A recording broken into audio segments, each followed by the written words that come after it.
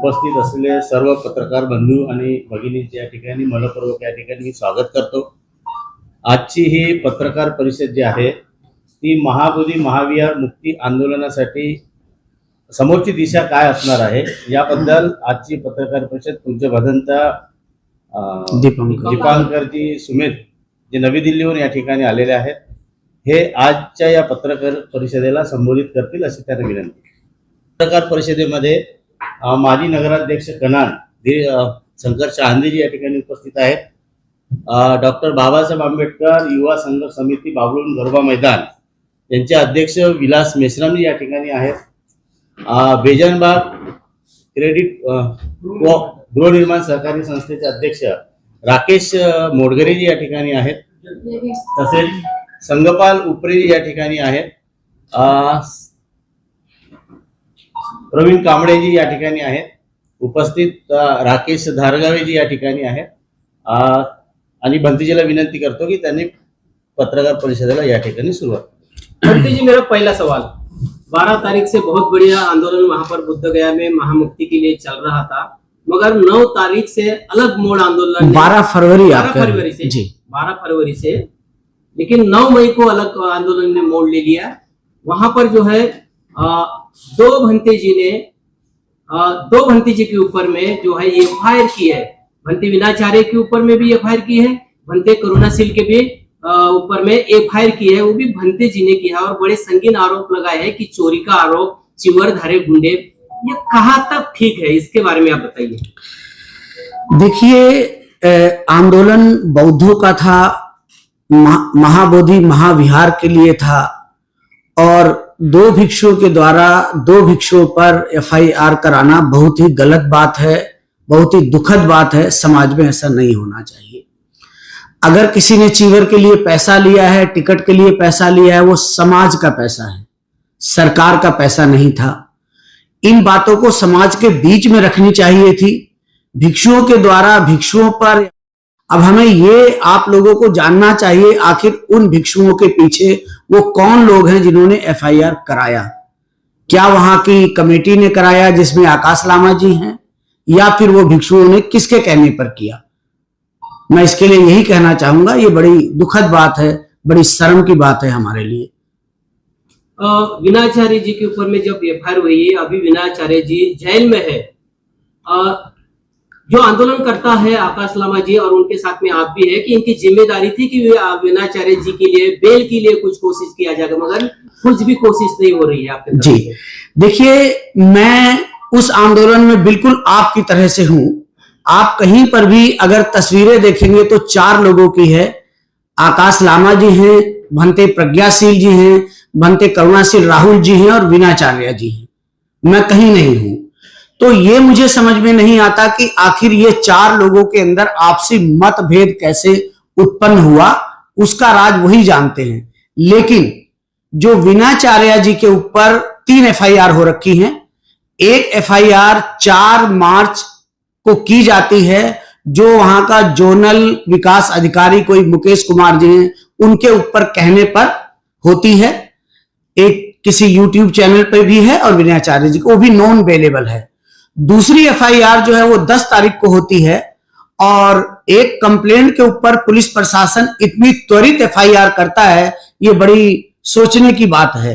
तीसरी एफआईआर जो है वो 13 तारीख का जो इंसिडेंट है, जब वहां पे महाबोधि महाविहार के अंदर लाठीचार्ज होता है, बाहर जब महिलाएं आई या विनाचार्य जी को और दूसरे लोगों को जब पता चला तो वहां पर वो देखने गए कि भाई आखिर क्या हुआ, तो उनके ऊपर एक झूठी एफआईआर प्रशासन के द्वारा की जाती है कि पूरे आंदोलन को दबाया जाए। ये 3 एफआईआर हैं और उसके लिए कोशिश कर रहे हैं, हम भी कोशिश कर रहे हैं। मेरे जो वहां पर व्यक्तिगत वकील है उनसे कहा गया है और कुछ वकील लगे हुए हैं। 29 तारीख को बेल की जो है डेट मिली हुई है, पहले भी 2 बार सुनवाई हो चुकी है जी। जब नागपुर की महिलाओं के ऊपर में वहां पर ज्यादती हुई है तो नेतृत्व करने वाले जो लोग हैं वहां पर, लामा जी है, उनका जाना जरूरी नहीं था क्या वहां पर? देखिए, मुझे बड़े दुख के साथ कहना पड़ रहा है कि कहीं हमारा नेतृत्व जो है वो प्रशासन के आगे झुका है।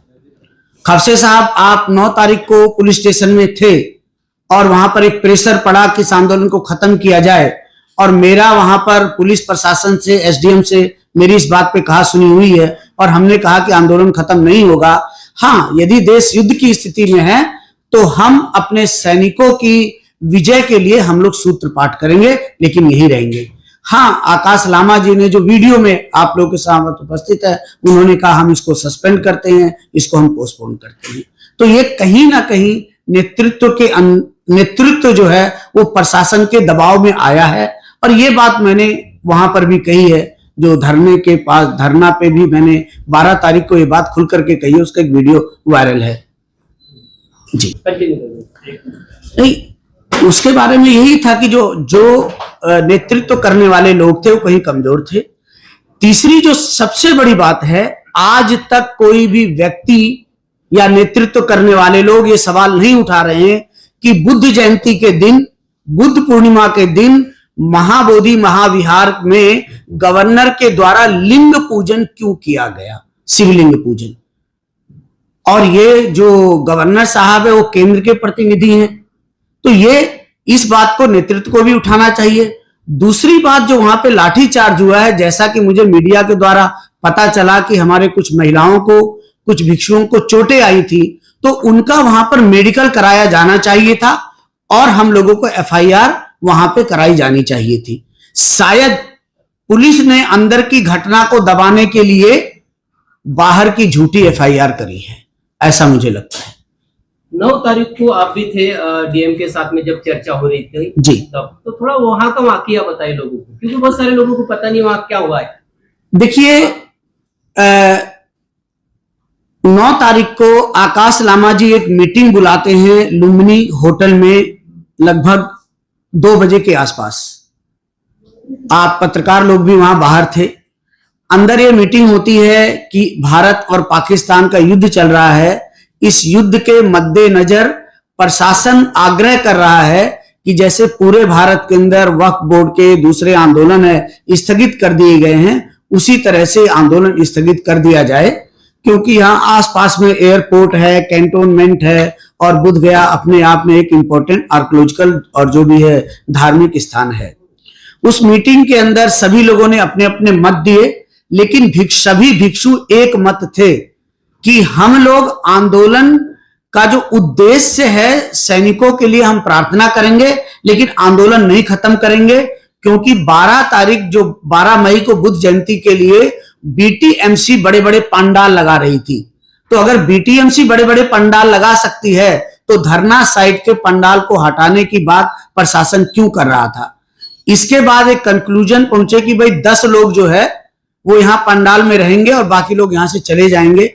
ऐसा कह करके और आकाश लामा जी ने कहा आपको जो कहना है वो सब एसडीएम और पुलिस स्टेशन में जाकर के जो वहां के एसडीओपी क्या शायद डीसीपी या सीओ रैंक के होते हैं, हाँ, तो उनको कहा।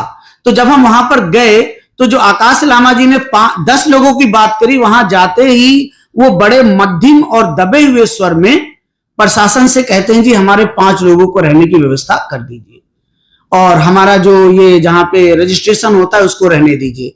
यह सुन करके मुझे बड़ा अजीब सा लगा और मैंने तुरंत जो है उनको, पहले तो मैंने जो वहां पे एसडीएम थे वो उनका कोई नाम नहीं पता, कुछ नहीं पता। मैंने पूछा भाई आप अपना नाम बताइए। कोई भी ऑफिसर अगर पब्लिक के सामने बैठता है तो उसे बताना चाहिए मैं ये हूं, मेरा नाम ये है। मैंने उनके नाम पूछा, उन्होंने नहीं बताया। फिर जो वहां के एसडीओपी हैं उन्होंने कहा भाई ये युद्ध का है और ऐसे ऐसे। मैंने कहा ऐसा नहीं हो सकता, अगर युद्ध की बात है तो सीमा पे अगर जरूरत है तो हम भिक्षु लोग जाएंगे, भेजिए, हम भारतीय सैनिकों को हेल्प करेंगे, जो एक सपोर्ट होती है। लेकिन हम लोग यहीं रहेंगे, हम लोग आंदोलन जारी रखेंगे और आंदोलन जो है जारी रहेगा। और एक और बात उन्होंने उठाई कि हम इस तंबू को तोड़ देंगे। हमने कहा ये सब हम नहीं तोड़ने देंगे, आपके पास एक ऑप्शन बचता है कि आप हम सभी को अरेस्ट कर लो और तंबू को